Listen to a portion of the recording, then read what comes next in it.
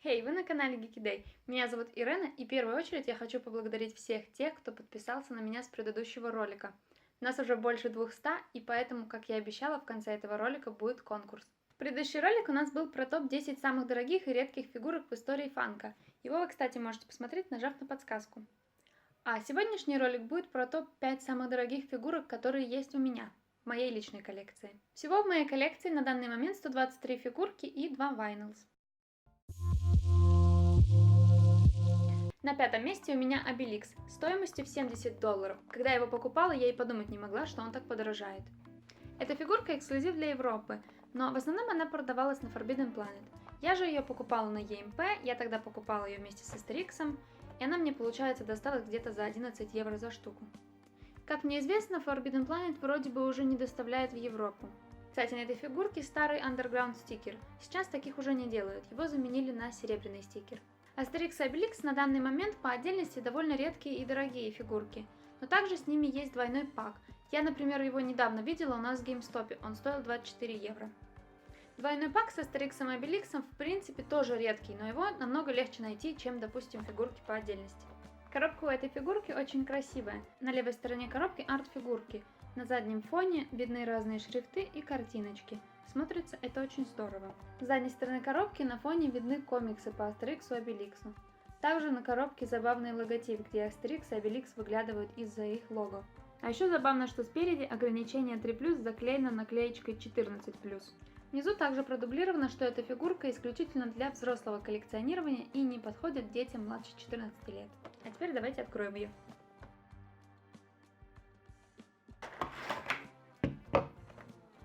Фигурка эта очень массивная и достаточно тяжелая, и из-за своей тяжелой головы она неустойчивая. Поэтому мне придется ее немножечко приклеить к столу, чтобы продолжить обзор. Эта фигурка может показаться необычной, потому что у нее большой нос и близко друг к другу посажены глаза. Обычно у фанка глаза расположены далеко друг от друга. Эта фигурка сделана хорошо, нигде нет никаких проблем с покраской. Интересно, что создателям фигурки удалось сохранить узнаваемость персонажа и его оригинальные пропорции, несмотря на то, что голова значительно больше, чем тело. Забавный факт, который, скорее всего, не знают инбокс-коллекционеры. Его волосы сзади похожи на кучу квадратиков.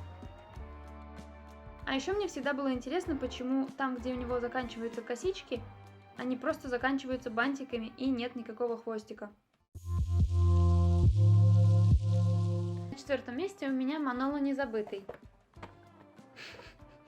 Только я вот забыла.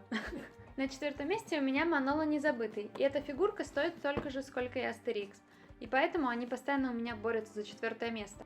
Вообще фигурки по книге жизни очень детальные и очень красивые, поэтому неудивительно, что они так сразу все подорожали. И эта фигурка еще к тому же снята с производства. В этой коллекции у меня также есть Шибалба, но он достался мне без коробочки. А еще я бы очень хотела себе Ламуэрте. Вы видели, какая она красивая? Манола был моей 5-й или 6-й фигуркой в коллекции, и покупала я его с очень сомнительного сайта с ужаснейшими отзывами. Там, кстати, тогда еще продавалась Джессика Рэббит, но ее почему-то я не рискнула купить, а сейчас очень сильно сожалею. Она сейчас тоже снята с производства, и она очень красивая. Одна из моих хотелок. На сайте он тогда стоил около 20 евро, но там была такая скидка, если ты покупаешь 3 предмета или больше, то ты получаешь на весь заказ 50% скидку. И я выбрала на сайте самый дешевый продукт, это были мелки, и купила 2 пачки мелков и фигурку. В итоге мне обошлось весь заказ в 7 евро. Так как отзывы у этого сайта были плохие, и вообще сайт был какой-то очень стрёмный, я подумала, что, скорее всего, эта фигурка мне не придет, но я решила, 7 евро не жалко. И она мне пришла за 2 дня, хотя там в отзывах было написано, что, типа, мне 10 лет уже не прислали мои карточки игровые, и всякое такое, там очень плохие были отзывы. Я очень была удивлена, но потом как бы сайт прикрыли, сейчас там нельзя покупать. И почему я не купила Джессику Рэббит? У меня бы сейчас было 2 редких фигурки. Помимо того, что эта фигурка сама очень детальная, у нее очень красивая коробка. Здесь красивая вставочка с красивой коробочкой.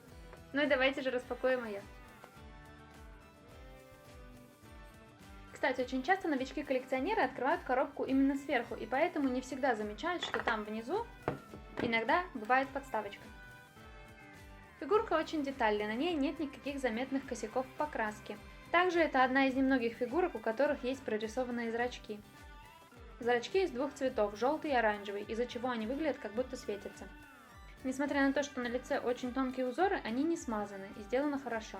Спереди у него симпатичный галстучек, на плечах с обоих сторон есть черепки со звездочками. И вообще эта фигурка украшена маленькими звездочками повсюду. На волосах у него также едва заметная, более светлая прядь. В общем и целом это очень красивая фигурка, а мы переходим к следующему месту. Ей!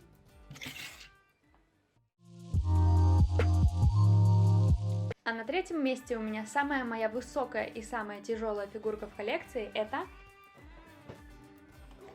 9-дюймовый Дэрил. Эта фигурка сейчас оценивается примерно в $100, и она снята с производства, как и вся линейка 9-дюймовых. Когда-то давно Funko начала производить вот таких вот гигантов. В них входили, например, Салли из корпорации монстров, Микки Маус и Бэтмен. Ну и некоторые другие. Но так как эту линейку было невыгодно производить, ее прикрыли.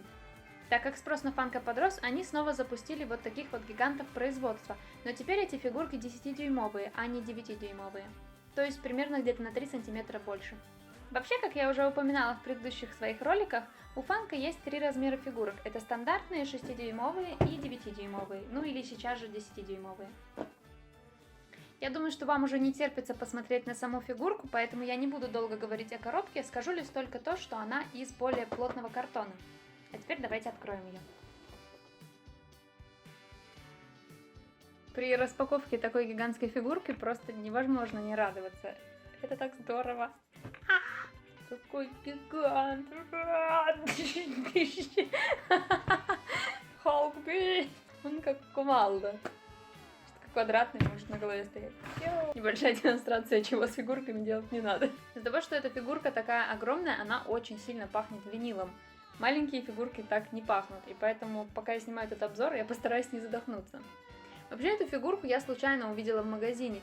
Мы были проездом в одном из финских городков, зашли в GameStop и увидели там вот этого вот Дэрила. Он там стоил всего 20 евро, а на Pop Price Guide он был 80 евро. И там, кстати, было 2 штуки таких. И я тогда сразу же прямиком из магазина запостила фотку этой фигурки в одну из фанко-групп ВКонтакте. И она там произвела дикий ажиотаж. В итоге в тот день я ее так и не купила и благополучно уехала из магазина. Но дома уже спустя какое-то время я поняла, что не могу спокойно спать, потому что эта фигурка на меня произвела такое неизгладимое впечатление. В итоге я попросила папу, чтобы он связался со своим другом из этого города, и тот купил мне эти 2 фигурки. Одну себе, другую на обмен. Так как папин друг уезжал в Эстонию, там вообще была такая неразбериха, я кое-как смогла забрать эти фигурки, они чуть не уехали в Эстонию. И вот она у меня. Вообще про эту фигурку сказать особо нечего. Она очень простая, в ней не так уж и много деталей. Но тот факт, что она почти размером с мою голову, это очень здорово, и я считаю, что каждый обязан заиметь себе в коллекции какую-нибудь гигантскую фигурку. А мы переходим к следующему месту. А на втором месте у меня моя самая любимая фигурка, и кто-то из вас уже, скорее всего, догадался, это королева Амидала. Эту фигурку я обожаю, мне подарил ее мой очень хороший друг. Если вам интересно, как это было, то вы можете нажать вот сюда вот в подсказочки и посмотреть то самое видео, где я ее распаковываю и немножечко плачу. Также в том видео я более подробно описываю историю этой фигурки. Сейчас эта фигурка стоит $100, так же как и Дэрил. И они вместе с Дэрилом борются так же, как и эти двое, за 2 место. Эта фигурка у меня хранится вне коробки. Коробка у меня хранится в поп-протекторе. А мишура, которая мне пришла в посылочке, хранится у меня вот в такой вот коробочке. Вот она. Я использую ее для фотографий в Instagram. И также в этой мишуре у меня есть фотография, которую я поставила себе на заставку телефона. Эта фигурка очень детальная и очень красивая, поэтому я не буду слишком долго про нее болтать и просто дам вам насладиться ею сблизи.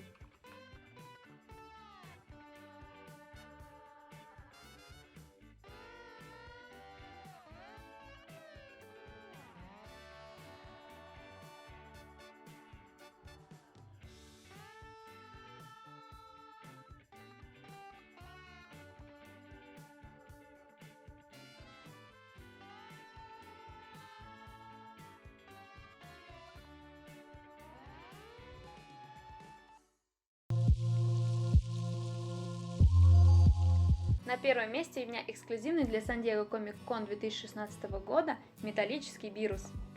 Вот он. В одно время эта фигурка поднялась в цене до $240, но сейчас она упала и стоит примерно $190. Также у этой фигурки есть обычная версия, не металлическая. Ее я в свое время тоже могла купить, они обе стоили как металлическая, так и обычная 20 евро. Но я купила именно металлическую, она мне больше нравится. Я купила 2 штуки, одну на обмен. Сейчас эту фигурку, кстати, выпустили в флокированном виде. У этой фигурки тоже довольно интересная коробка. Но эта фигурка хранится у меня не в поп-протекторе, потому что лично для меня Амидала все-таки дороже, несмотря на то, что Бирус стоит 190, а Амидала всего 100. Ну а теперь давайте его откроем. По весу эта фигурка очень легкая, и если бы я не видела оригинальную версию, не металлик, я бы никогда в жизни не догадалась, что это металлик, потому что она не настолько сильно блестящая, как, допустим, другие металлические фигурки. Фигурка выглядит красиво и даже изящно. У Фанка очень хорошо получилось передать его кошачью морду. А еще также мне нравится его жестовая рука. И сзади у него классный хвостик. Это был топ-5 самых моих дорогих фигурок, а теперь, как я и обещала, мы перейдем к конкурсу. Условия конкурса очень простые. Для участия вам нужно быть подписчиком моего канала, написать в комментариях идею для следующего ролика, а также репостнуть мое видео.